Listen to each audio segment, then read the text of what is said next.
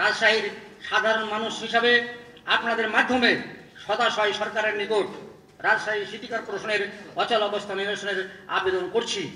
আমাদের বিশ্বাস বর্তমান সরকার বাহাদুর এই জনগুরুত্বপূর্ণ বিষয়টি নজর দিবেন আর দ্রুত এই সমস্যা সমাধান করা না হলে রাজশাহীর সাধারণ ভুক্তভোগী মানুষদের নিয়ে আমরা ঠিকাদারগণ একযোগে রাশিকে চলমান সকল উন্নয়ন কাজ আগামী 23 জুলাই 2025 রোজ বুধবার থেকে বন্ধ করার ঘোষণা দিচ্ছি।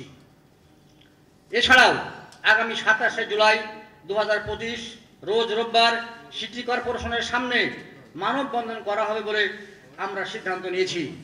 আমরা ব্যাপারটা নিয়ে অনেক দিন থেকে প্রশাসক মহোদয়ের কাছে গেছি, আমরা বারংবার, আমরা সচিব মহোদয়ের কাছে গেছি বারংবার, একসাথে জোটবদ্ধ হয়ে গেছি, কিন্তু ওনারা আমাদের কথায় কোনো কর্ণপাতই করছেন না। আমাদের আরও 2টা প্রজেক্ট চলতেছে সিটি কর্পোরেশনের, ভদ্রা কাঁচা বাজার এবং শালবাগান কাঁচা বাজার।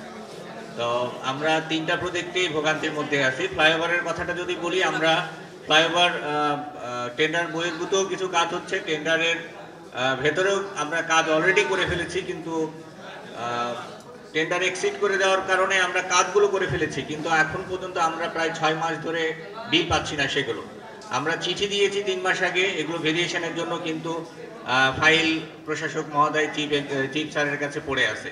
আমরা এই কারণে বিলও করতে পারতেছি না, আমরা প্রায় 6 মাস ধরে কোনো বিল পাচ্ছি না। এইভাবে যদি আমাদের অর্থ আটকায় থাকে তাহলে আমরা কিভাবে কাজ করব? আমাদের বোধগম্য, আমাদের 30% প্লাস কাজ হয়ে গেছে।